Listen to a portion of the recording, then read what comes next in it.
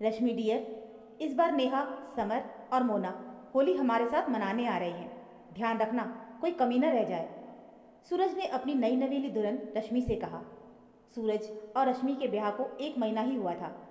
नई नई शादी का खुमार, नया सामान, नया घर सजाने में दोनों तन मन से जुटे थे। नेहा सूरज की इकलौती बहन कुछ ज़्यादा ही सर चढ़ी, नक चढ़ी, मुंहफट और बद दिमाग थी। सूरज की माँ सरोज देवी ने उसे बहुत सर चढ़ा रखा था। वो सबको कहती रहती, मैंने तो राशन में बेटी पैदा करी है, जो कुछ है यही है। रश्मि के गृह प्रवेश के बाद ही सासू माँ ने रश्मि को हिदायत देते हुए खबरदार कर दिया था, चाहे गलत हो या सही, नेहा को दी गई किसी तरह की तकलीफ को मैं किसी हालत में बर्दाश्त नहीं करूँगी।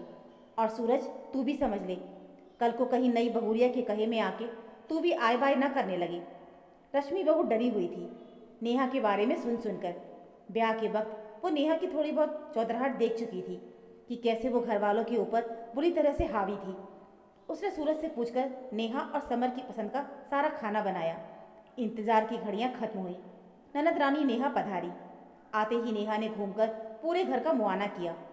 भाई भाभी का नया सजा सजाया घर देखकर उसकी ईर्ष्या उसके चेहरे पर साफ दिखाई दे रही थी, खास तौर पर तब जब समर हर चीज़ की तारीफ कर रहा था और सूरज उन्हें बता रहा था कि कैसे रश्मि ने ढूंढ ढूंढ कर एक एक चीज़ जुटाई थी।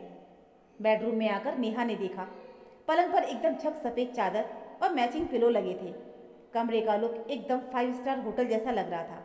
नेहा की आंखें खुली की खुली रह गईं, पर प्रशंसा के 2 बोल निकालने की बजाय वो तुनक कर बोली, चादर ओढ़ने की है ना? कहीं किसी के नीचे बिछाने की चादर तो मेरे लिए ओढ़ने को तो ना रख दी?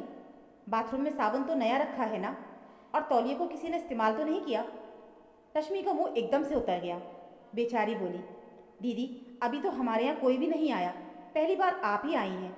चादरें तौलियाँ एकदम नई और कोरी हैं। तभी नेहा तमक कर बोली, तो तुम्हारा मतलब है तुम्हारे घर में तुम्हारे मायके वाला तो कोई नहीं आया, सबसे पहले हम ही अटपके हैं? नहीं दीदी, मेरा वो मतलब नहीं था। रश्मि सफाई देने लगी, पर सूरज एकदम चुप खड़ा रहा। बहन को टोकने की उसकी हिम्मत नहीं हुई। चाय की कप से एक घूंट पीते ही मुंह बिचकाकर नेहा बोली, सूरज तुझे तो पता है ना कि मैं ग्रीन लेबल चाय ही पीती हूँ। अभी तो शादी को 1 महीना ही हुआ है, अभी से ही इसके रंग में रंग के सब कुछ भूल गया। थोड़े दिनों में तो ऐसा जोरू का गुलाम बनेगा कि भूल ही जाएगा कि तेरी कोई बहन भी है। रश्मि और सूरज ने सफाई देनी चाहिए कि कोशिश करने पर भी ग्रीन लेबल नहीं मिली, पर बस बस रहने दे, कहकर नेहा चाय छोड़कर चल दी।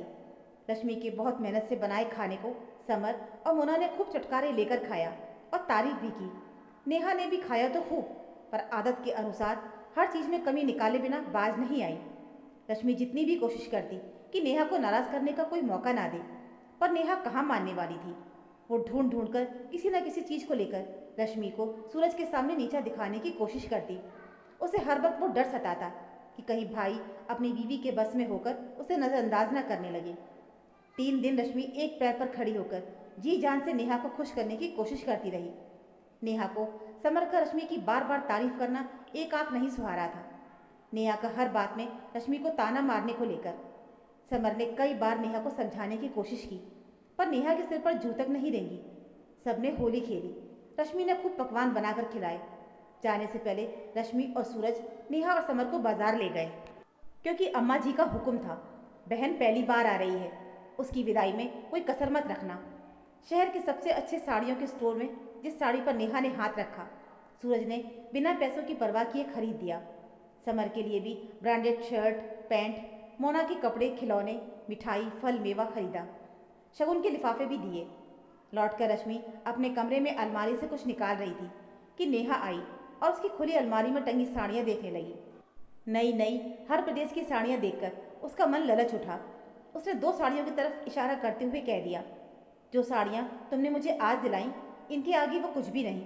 ऐसा करो, वो तुम रख लो, मैं ये ले लेती हूँ। रश्मि ने सूरज की तरफ देखा। सूरज फौरन बोला, हाँ हाँ, क्या फ़र्क पड़ता है, रश्मि फिर खरीद लेगी, आप वो भी रख लो और ये भी। नेहा ने बिना समय गवाए फटाफट सारी साड़ियाँ उठाईं और कमरे से निकल ली। समर को नेहा की ये हरकत नागवार लगी, पर कलेश के कारण वो चुप रहा।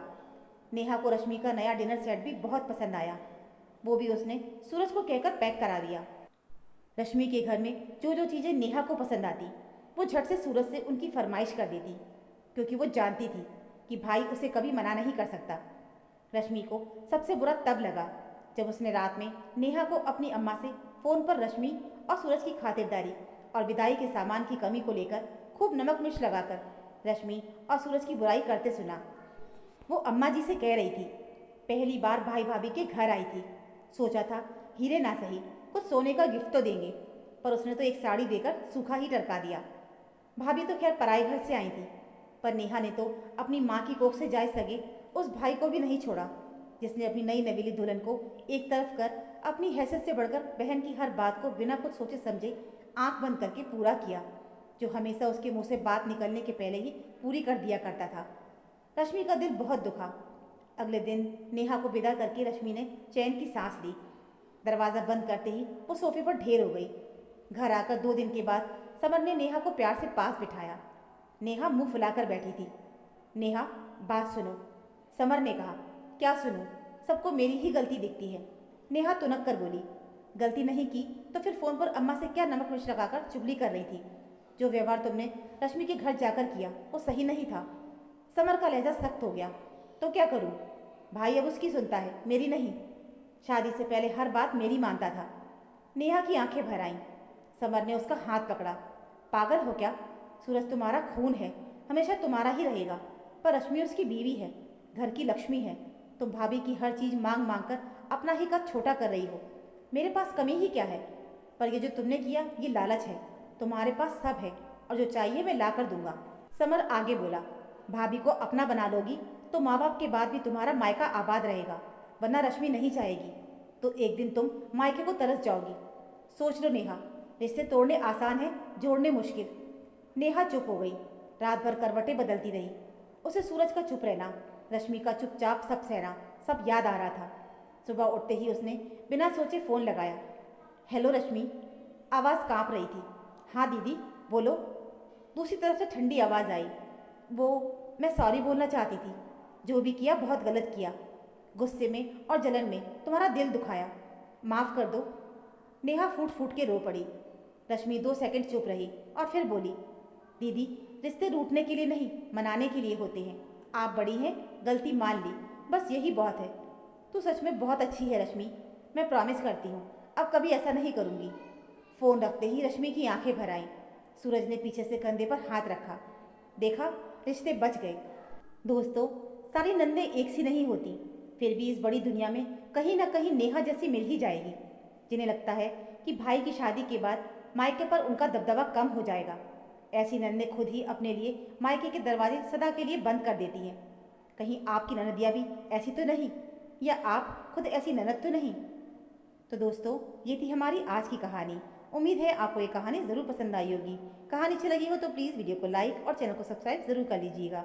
मिलते हैं फिर एक और नई कहानी के साथ, तब तक के लिए धन्यवाद।